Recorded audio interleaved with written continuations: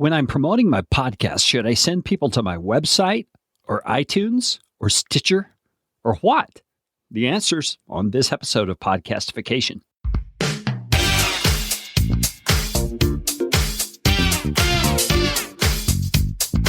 My name is Kerry Green, and I am the Client Happiness Guy at PodcastFastTrack.com, and this is Podcastification. This show is all about podcasting. How to do it, how not to do it, best practices, interesting news items that have to do with the realm of podcasting, and who knows what else. And I'm trying to do it all with a little bit of fun and some information to help you get a show going, keep yours going, or make it better. And if you like what's going on here on the show, I would appreciate it, so appreciate it, if you could leave a rating or review on iTunes. You can find out how to do that at podcastfasttrack.com/review. That's enough of that kind of stuff. Let's get you podcastificated right away.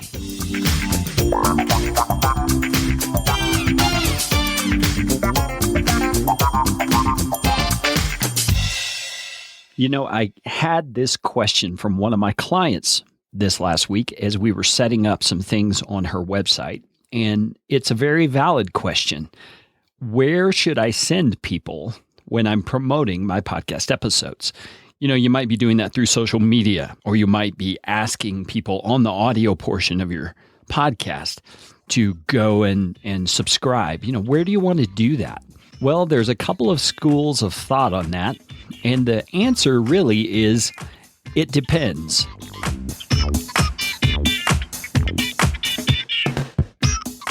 What does it depend on? Well, it depends on what your goal is, what your end goal is in sending someone to a site.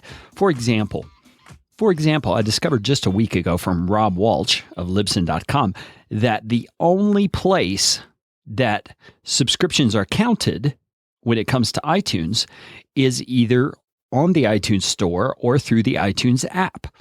All third-party apps, all website subscriptions, all other stuff like that don't count towards your overall subscription count in iTunes. And so, if your desire is to get in the top 100 or top 200 of iTunes, that's where you're going to need to send people in order to get subscriptions. But that's not the only thing that I think you need to be thinking about.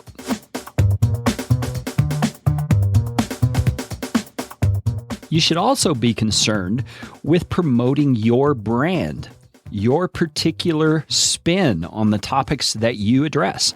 And how better to do that than to send people to your actual website? Because when they get to your website, they are going to see your opt-in offer. They're going to see any courses you provide. They're going to see your great blog content. They're going to see other podcast episodes. I mean, the resources that you provide there are endless. And in my opinion, it's a little more important to get your brand in front of people so you can start engaging with them.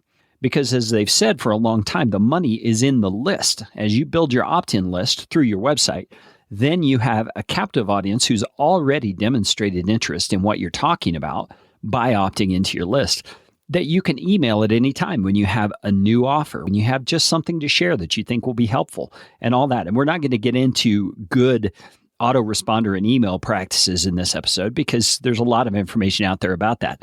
But you get the idea. Once they're on your website, you've got a lot better chance of getting them to interact with you. And if they do, and if they opt into your email, then you've got the opportunity to interact with them repeatedly, again and again and again, in a personal kind of way that you can't do if they just subscribe to your show or if they only listen on iTunes or some other app. But maybe there's a hack you can do to accomplish both at the same time. And what is that hack? Well, I think it's pretty simple. You place a prominent subscribe button on every show notes page of your podcast. And that subscribe button goes where? To iTunes. Now, you may say, well, what about Stitcher? What about iHeart Radio? What about all those other places I could have people subscribe? Well, you're welcome to encourage people to subscribe there. But in my view, you need to focus on one thing that is aimed at your end goal. because those end goals are the things that are going to move your business, your podcast forward.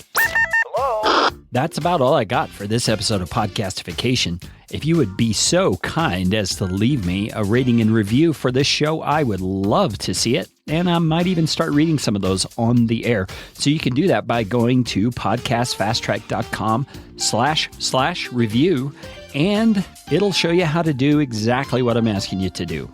That's it for this week. Good to be in your earbuds again. Hey, go out and make it a podcastificating day. This show is brought to you by Podcast Fast Track, where my team provides professional podcasting services without the time suck.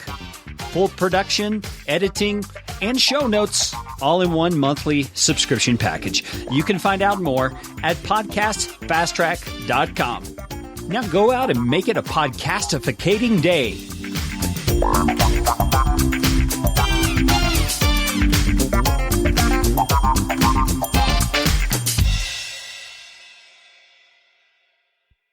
This doesn't smell quite the way I expected.